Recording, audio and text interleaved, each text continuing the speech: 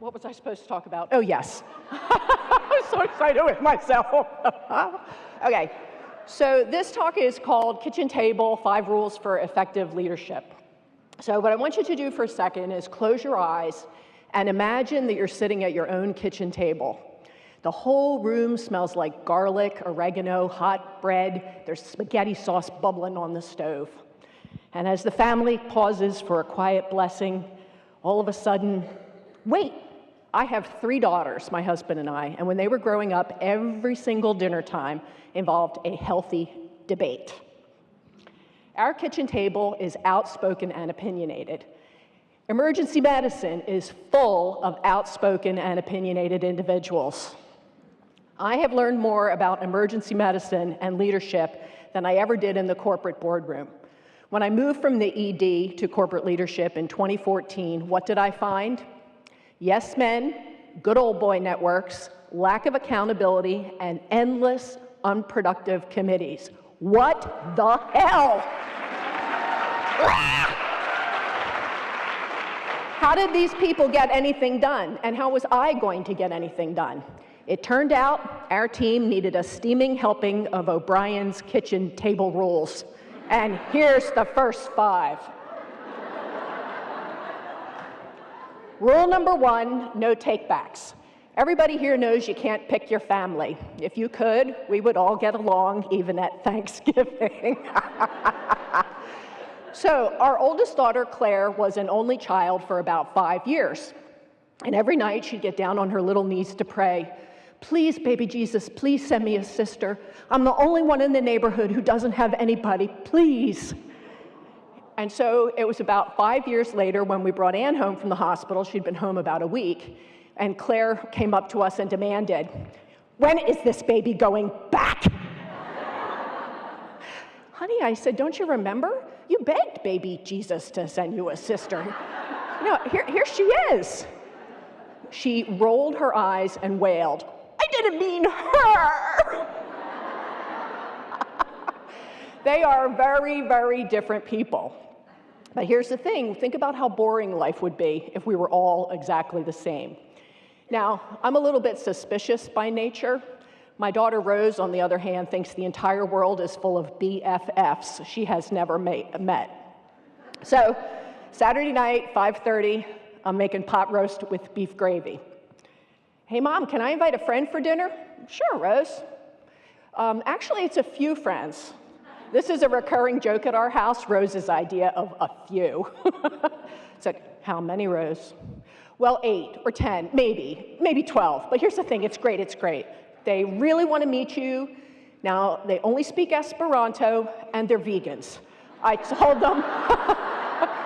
them 6 o'clock. It's good. It's all going to work out. It's good, yes. So differences can be very challenging, but no takebacks. Did you know that it is important to have around your table people of different experiences, motivation, and cognition? And further, did you know that the best way to tell what someone's going to do in the future is not what they have done in the past? It's knowing what motivated them in the past. Hello, I wish someone had told me that before I started trying to run a medical school. Whoops. Okay, yeah, sorry. Are we being recorded? Hello, okay, we are? All right, just don't show my boss. That's good. So it turns out that there is a wonderful tool that you can use to try to understand motivations. It's called a strength deployment inventory. We'll tweet it. And what it does is it groups individuals based on how motivated they are by one of 3 things: data, people, or outcomes. So for example, I have a partner in the emergency department who was a ringside physician for world extreme cage fighting. He also has a master's degree in public health. So if you were going to ask Brian a really touchy question, say about the ED schedules or the department's comp model, how would you ask him? Would you ask him about outcomes because he's a martial artist? Or would you ask him about statistics because he really likes data? The truth is, underneath his Taekwondo uniform and 2-sided T-tests, Brian, he stands a teddy bear. And what motivates him is taking care of people. To get Brian's buy-in, ask him to help you. Tell him you're upset or someone else is, and then he's listening. Or what about me, for example? Because after all, this is about me. I'm an outcomes person. I'm motivated by solutions. People should do what I tell them, damn it, and hurry it up. That's me on a good day. And then, what's the single worst thing you can say to somebody like that in a situation? Calm down. What's the second worst thing you can do? Tell me about your feelings. I don't have time for your feelings. If I had time for your feelings, I would not be upset. What is the best thing you can do in that situation? Tell me what you think we need to do to solve the problem. The point is, yours will be a stronger leadership team if you can learn how to leverage the relatives, not just tolerate them. Rule number 2, everybody speak up. So being physicians, my husband and I have a good amount of medical talk at the dinner table.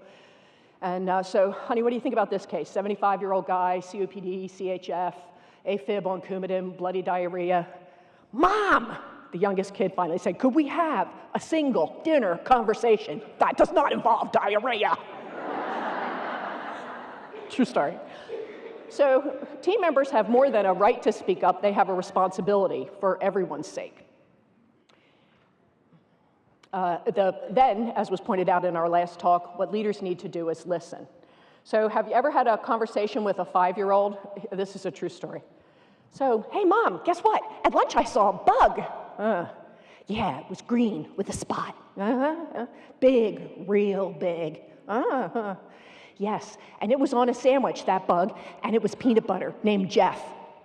Okay, so I'm totally lost here. So is this a story about a green bug with a big spot, or a big bug with a green spot, or a bug named Jeff, or a kid named Jeff who ate the bug? I have absolutely no idea, right? I want to fix it. Get that bug off the sandwich. Bugs have germs. But what happens if I say, oh, she says, bugs are ubiquitous. I like bugs. This is a conversation about liking bugs. My kid likes bugs. Okay, so wait a minute. How do you know the word ubiquitous? Leaders have to listen. You have to listen. Okay. Rule number 3. The team wins or the team loses. Our daughter Anne was a wonderful softball player in middle school. When the pitches were high and outside, she could slug that ball right over the back fence. But if the team lost, she complained and moaned and wept with frustration the whole long, excruciating car ride home. What do people think this is? She would fume. A game, I would say. They're not even trying, she would say. They think this is fun.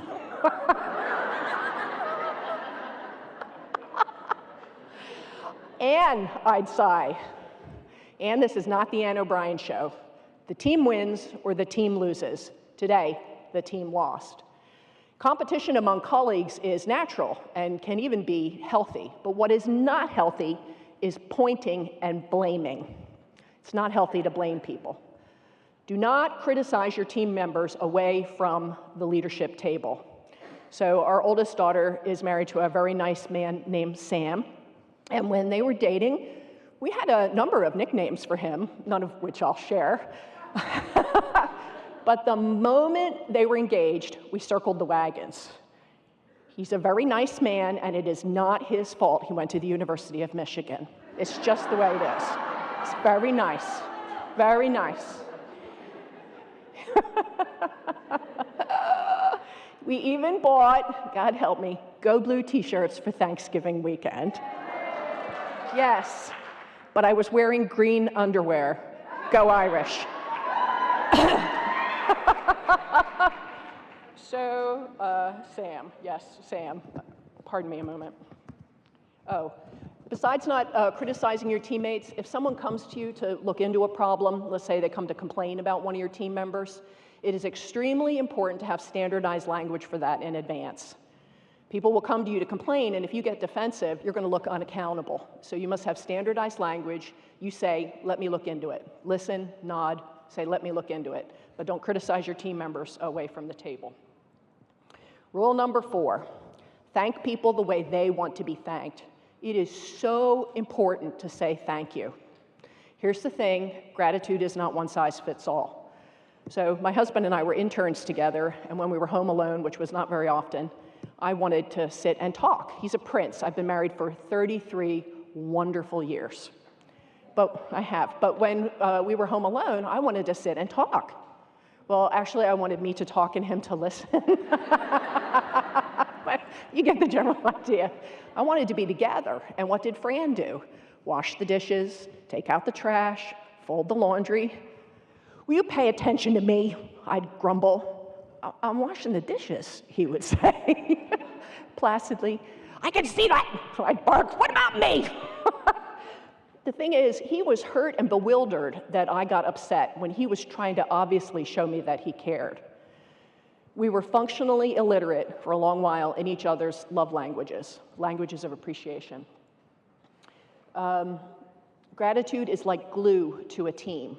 But here's the thing, authentic appreciation is not one size fits all. If you're not sure what language one of your coworkers speaks, watch how she shows appreciation to other people. She's telling you something.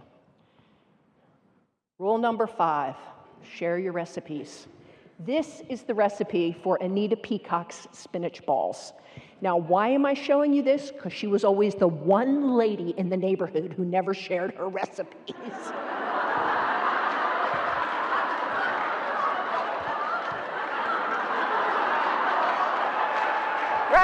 Right. What is this? The Great Baking Show? British Baking Show? Right, yes.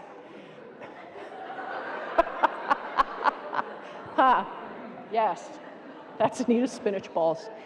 I swear to God, I'm not telling you what I did to get this recipe. These are terrific spinach balls, and you can freeze ahead. They're really good. So, leaders have to share their recipes. Think about if you got hit by a meteorite tomorrow. Are you preparing someone to take your exact job? So one of the deans who works for me likes to come when he has a difficult problem. And he'll tell me, this is sticky. I really wanted to see what you would do. Oh, okay. I listen, I nod, we discuss the pros and cons. He says, we could do this, or we could do that. Yes, I'll say, we could. I make him decide, because the day that I get hit by a meteorite, he will have the confidence to make those decisions for himself. So, in conclusion, kitchen table rules work, and you should try those spinach balls. Thank you.